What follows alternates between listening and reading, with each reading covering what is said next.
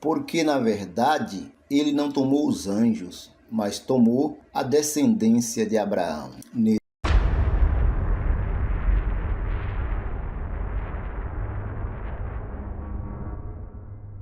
Neste vídeo, nós iremos abordar a questão de Jesus Cristo, o Senhor, como o único Salvador de toda a humanidade. Veja, Jesus é o único Salvador de toda a humanidade. É o que se descobre aqui no capítulo 2 da carta aos Hebreus, a carta anônima.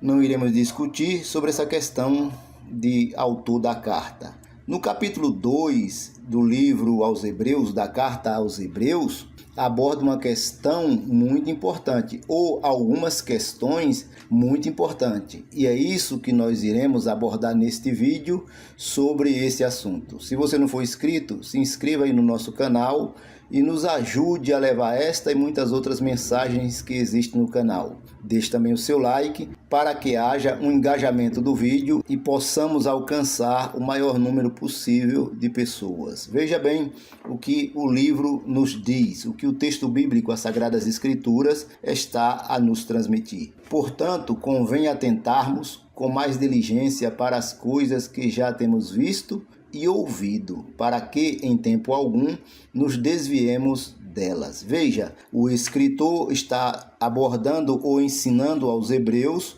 que eles deveriam atentar com mais diligência, com mais rapidez, não com ingenuidade e nem rebatendo tudo, mas observar até mesmo nos mínimos detalhes deste assunto. Veja que ele diz que é para que não venhamos a nos desviar delas. Delas o quê? Aquilo que está escrito, não só na carta aos Hebreus, mas também em toda a Bíblia Escritura. Porque se a palavra falada pelos anjos permaneceu firme e toda transgressão e desobediência recebeu a justa retribuição. Parar um pouquinho aqui, antes de continuarmos no verso 3. Por quê? Porque está nos dizendo o texto bíblico, aqui da carta aos Hebreus, que a lei de Moisés foi dada por anjos. Foram os anjos que transmitiram a lei para Moisés. E ele está afirmando isso aqui.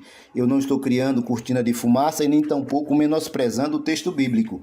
Eu só estou transmitindo aquilo que o texto bíblico está nos informando. E o que ele está nos informando nesse verso é que a lei foi transmitida a Moisés por anjos. Isto é, a verdade nua e crua, doa quem doer e machuque a quem machucar. Veja que ele diz que a lei dada por anjos, quem pecou contra essa lei ou desobedeceu, teve a sua justa retribuição. E aí tem que se atentar ao Velho Testamento para descobrir qual foi essa justa retribuição, que não convém abordarmos agora neste vídeo. Ele continua dizendo: como escaparemos nós se não atentarmos para uma tão grande salvação, a qual, começando a ser anunciada pelo Senhor, foi-nos depois confirmada pelos que a ouviram?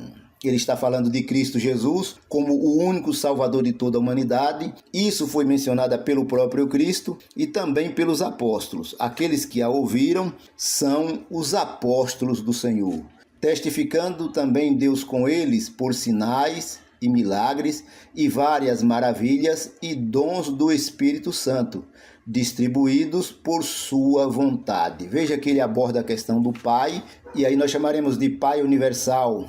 Ele aborda a questão do Filho, e nós iremos abordar como o Filho unigênito do Pai universal, e a questão do Espírito infinito. E tudo é transmitido pela vontade do Espírito Santo. Aquilo que é transmitido para nós aqui neste planeta, igreja, judeu ou quem quer buscar dentro da palavra uma explicação, essa explicação correta ou este atributo correto só vem por meio do Espírito Santo. Sem o Espírito Santo, a coisa fica feia e muito complicada. Porque não foi aos anjos que sujeitou o mundo futuro de que falamos. O que é que ele está abordando aqui?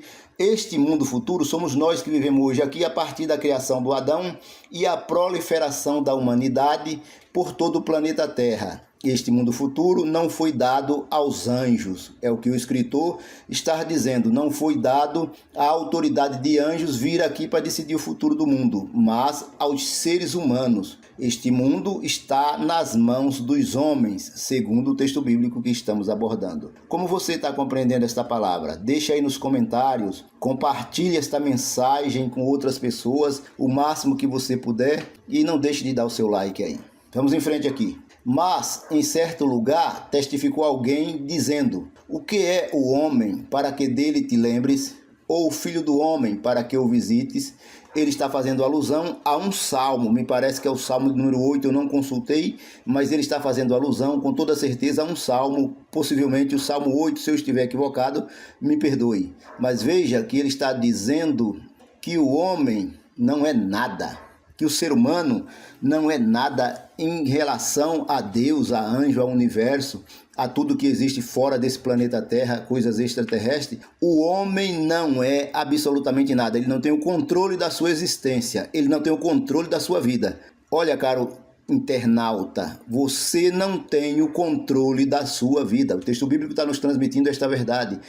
Nós, todos os seres humanos, ninguém tem o controle da sua vida. Você vai acordar um dia e esse dia será o último dia da tua vivência aqui no planeta. O que você poderá fazer sobre isso? Nada. É disso que o texto bíblico fala. Tu o fizeste um pouco menor do que os anjos. De glória e de honra o coroaste e o constituíste sobre as obras das tuas mãos. Mais uma vez, ele está fazendo alusão aos anjos e aos homens. O verso 7 está fazendo alusão aos homens em relação aos anjos, que tem texto bíblico ou que tem tradução bíblica que mostra que não são anjos desse versículo 8, mas deuses. Tudo bem, eu não quero criar aqui um politeísmo, não, de maneira nenhuma. Vamos ficar com o texto bíblico aqui, falando sobre anjos. Estou usando a tradução João Ferreira de Almeida, revista e corrigida. Veja que o homem, pelo texto bíblico, é menor do que os anjos, mas Deus o coroou de glória e de honra.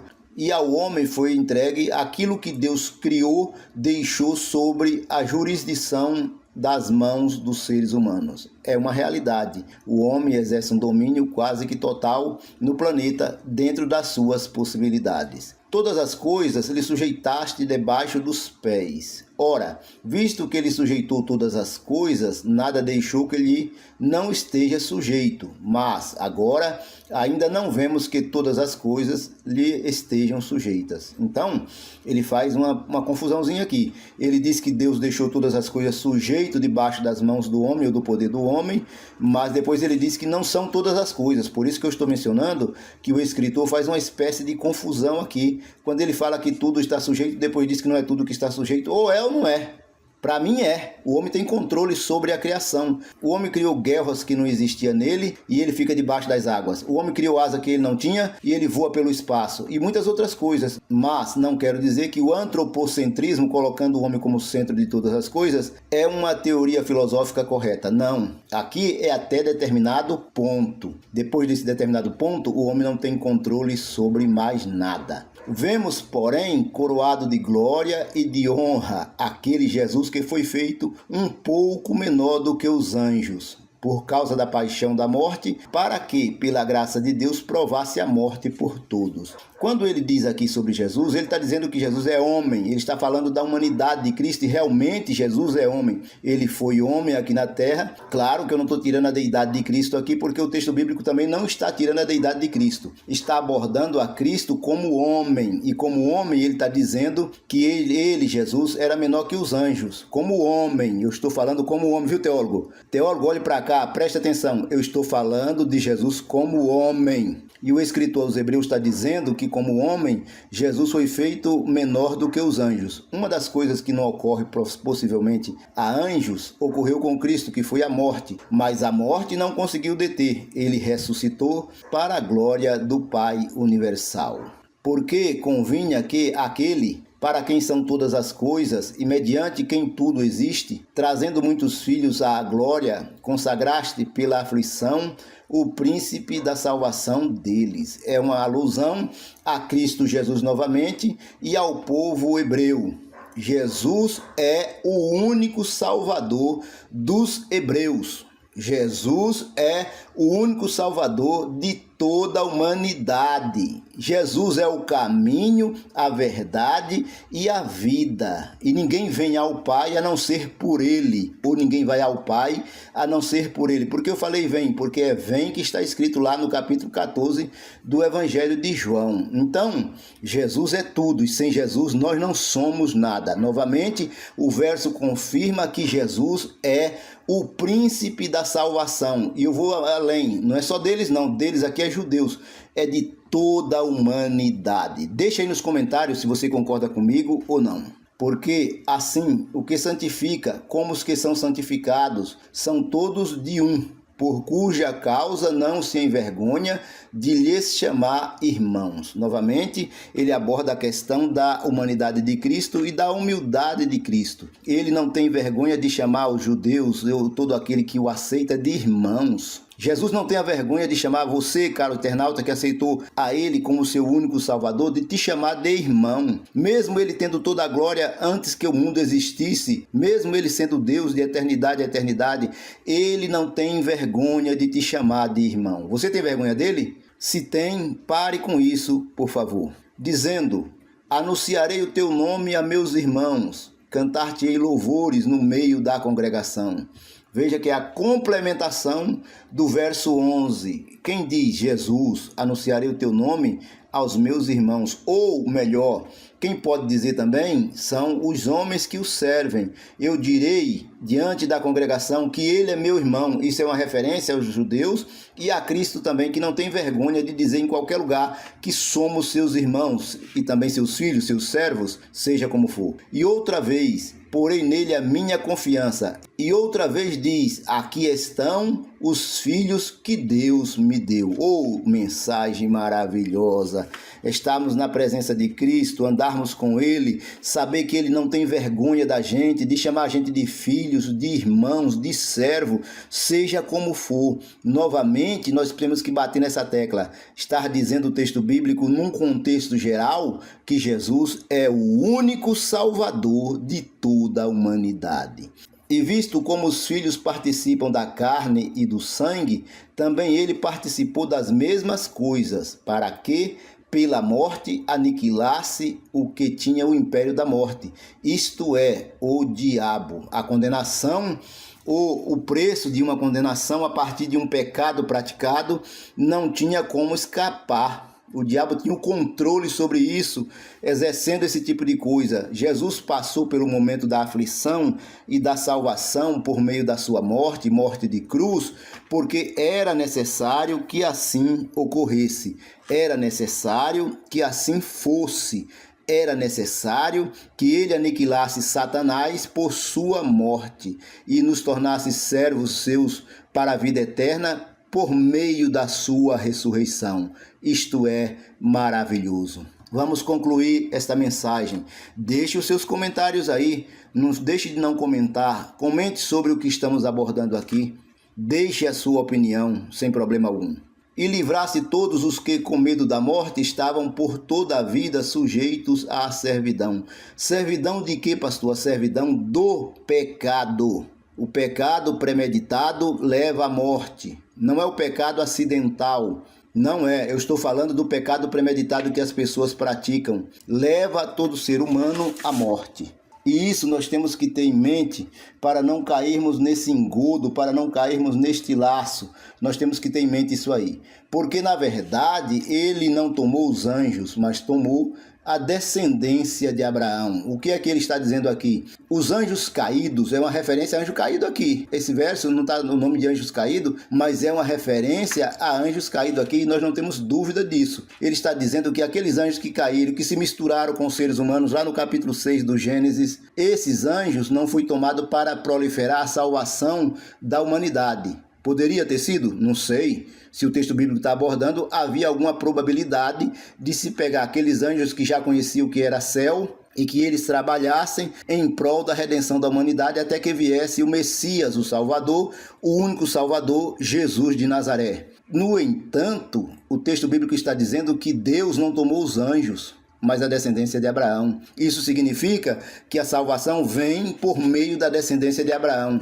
Abraão, o Jacó, as 12 tribos, Judá, da tribo de Judá veio o Salvador. Esta é a verdade nua e crua. Pelo que convinha que em tudo fosse semelhante aos irmãos, para ser misericordioso e fiel, sumo sacerdote naquilo que é de Deus, para expiar os pecados do povo. E não é só do povo de Israel, mas toda a humanidade. Expiar aqui é limpar, é tirar aquilo que contamina, aquilo que prejudica, aquilo que não leva à salvação ou à vida eterna, que seria o pecado. Cristo Jesus expiou o pecado, quer dizer, ele limpou, ele tirou. Você não será mais condenado por causa do pecado, porque Cristo nos concedeu a salvação e a vida eterna. Porque naquilo que ele mesmo, sendo tentado, padeceu, pode socorrer aos que são tentados também. Então, Jesus passou por todo tipo de provação e tentação, e ele venceu.